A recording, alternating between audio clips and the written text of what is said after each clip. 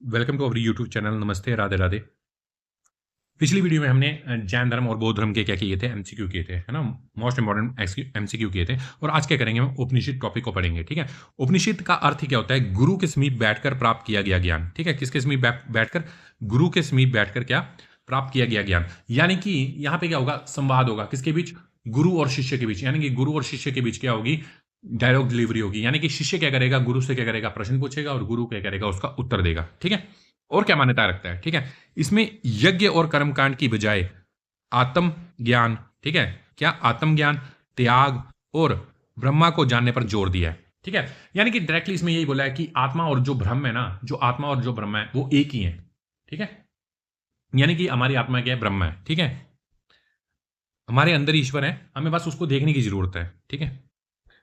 अब देखते हैं। इसमें आत्मा, परमात्मा, सृष्टि और मोक्ष जैसे गुण विषयों पर ज्ञान दिया गया है। ठीक है। कि मोक्ष की प्राप्ति कैसे होगी ये बताया गया है। ठीक है।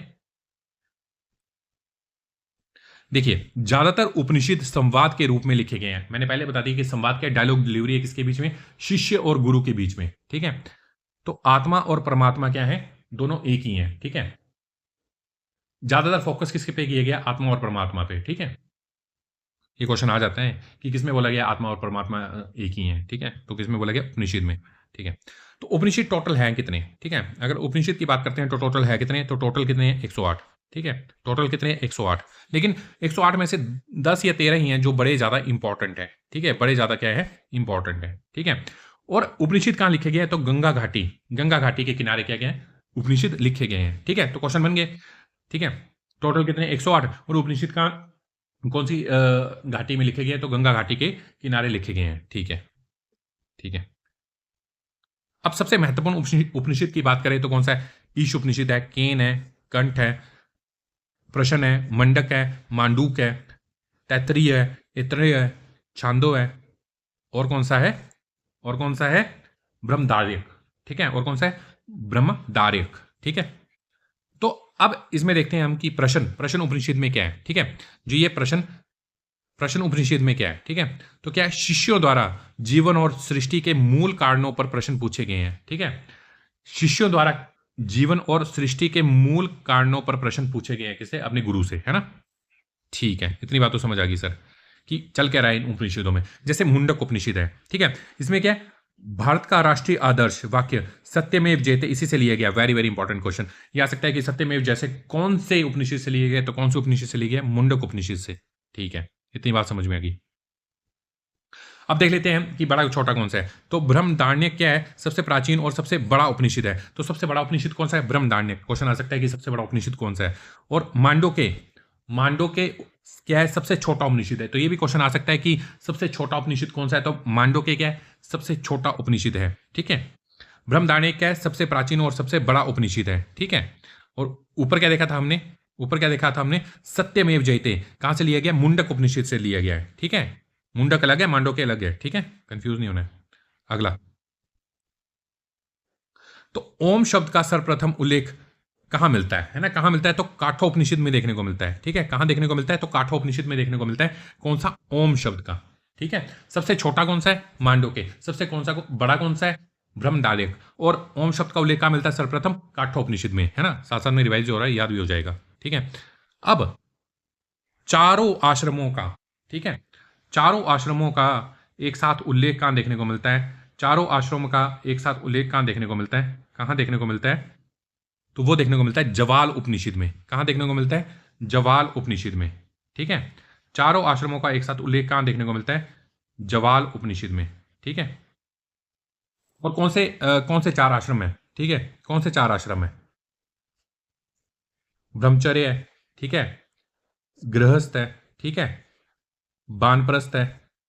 ठीक है। और क्या है? संन्यास है। ठीक है। तो इनका उल्लेख कहां देखने को मिलता है? इन चारों का उल्लेख कहां देखने को मिलता है? कहां देखने को मिलता है? जवाल उपनिषद में। कहां देखने को मिलता है? जवाल उपनिषद में। ठीक है। बार बार बोल रहा था कि दिमाग में भी बैठ जाए, है ना। अब आगे आगे क्या आता है? आगे ब्रह्मा और आत्मा, यानी कि अहम ब्रह्मास्मि, है ना। अहम ब्रह्मास्मि यानी इसका मतलब क्या है? मैं ही ब्रह्म हूं। ठीक है। अहम ब्रह्मास्मि यानी कि मैं ही ब्रह्म हूं, ठीक है। यानी कि आत्मा को क्या बोला गया है, ब्रह्म बोला गया है, ठीक है। ठीक है, तो ये किस में मिलता है, अहम ब्रह्मास्मि किस में मिलता है, ठीक है। तो ये मिलता है बृहदारण्यक उपनिषद में, ठीक है।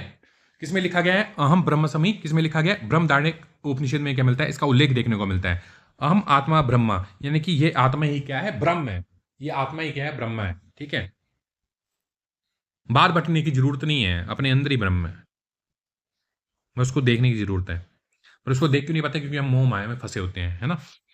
व्यक्तिगत आत्मा और ब्रह्मांडीय ऊर्जा एक ही है। व्यक्तिगत आत्मा और ब्रह्मांडीय ऊर्जा एक ही है। हट फिर के बात एक ही है, घूम फिर के बात एक ही है, ठीक है। अब ये वेरी वेरी इंपॉर्टेंट है ना, ये वेरी वेरी इंपॉर्टेंट है। तमसो मां ज्योतिर्गम्य, तमसो मां ज्योतिर्गम्य यानी कि अर्थात इसका मतलब क्या होता है, अंधकार से प्रकाश की ओर, है ना, अंधकार से प्रकाश की ओर। तमसो मां ज्योतिर्गम्य, अंधकार से प्रकाश की ओर इसका मतलब होता है, ठीक है, ले चलो, है ना, अंधकार से प्रकाश की ओर ले चलो का उल्लेख कहां देखने को मिलता है, ठीक है। तमसो मां ज्योतिर्गम्य इसका मतलब होता है अंधकार से प्रकाश की ओर ले चलो, इसका उल्लेख कहां देखने को मिलता है, तो कहां देखने को मिलता है, बृहदारण्यक उपनिषद में देखने को मिलता है। आ सकता है क्वेश्चन, ठीक है, जो आएगा वो मैं बता दूंगा, ठीक है, जो आएगा ना वो मैं बता दूंगा, ठीक है, उसको ध्यान से सुन लेना। प्रमुख संवाद, ठीक है। अब मैं बोल रहा हूं कि जैसे यज्ञवल्क्य क्या है ना, गुरु है, ठीक है, तो इससे कौन प्रश्न पूछती है, गार्गी प्रश्न पूछ रही है इससे, ठीक है। तो यज्ञवल्क्य से क्या, गार्गी क्या कर रही है, प्रश्न पूछ रही है ना। तो इसके बारे में चर्चा कहां दी गई है, तो इसके बारे में चर्चा कहां दी गई है, बृहदारण्यक उपनिषद में दी गई है, ठीक है। गार्गी क्वेश्चन पूछ रही है और यज्ञवल्क्य क्या कर रहे हैं, उसका आंसर दे रहे हैं, ठीक है। तो इसकी चर्चा कहां देखने को मिलती है, बृहदारण्यक उपनिषद में देखने को मिलती है, ठीक है। वैसे ही यम यम और नचिकेत के बीच भी संवाद होता है, यानी कि डायलॉग डिलीवरी होती है, ठीक है। यम से क्या करता है, नचिकेत क्या करता है, सवाल पूछता है ना। यम से क्या करता है, नचिकेत क्या करता है, सवाल पूछता है और यम क्या करता है, उसको उत्तर देता जाता है, ठीक है। तो इसका संवाद कहां देखने को मिलता है, तो कहां देखने को मिलता है इसका संवाद देखने को मिलता है काठोपनिषद में, ठीक है, कठोपनिषद में। इसका संवाद कहां देखने को मिलता है, कठोपनिषद में, ठीक है। और मोक्ष, ठीक है। अब मोक्ष क्या है, जन्म और मरण के चक्कर से मुक्ति पाना ही मानव जीवन का अंतिम लक्ष्य है, ठीक है। जन्म और मरण के चक्कर से मुक्ति पाना ही क्या है, मानव जीवन का अंतिम लक्ष्य है, ठीक है। तो ये बड़े ज्यादा कुछ इंपॉर्टेंट बता दिया मैंने, है ना। इसमें जो जो इंपॉर्टेंट है वो बिल्कुल एकदम ऐसे सुन लेना ध्यान से, है ना। ऐसे लेक्चर लंबा करने को तो कर सकता हूँ, लेकिन जितनी जरूरत है उतना ही रखूंगा, है ना, जितनी जरूरत है उतना ही रखूंगा, है ना, जिससे रिवीजन भी इजिली हो जाएगी, ठीक है। तो आज के लिए इतने हैं ना। अच्छा लगे लेक्चर तो लाइक एंड सब्सक्राइब कर देना। Thank you very much.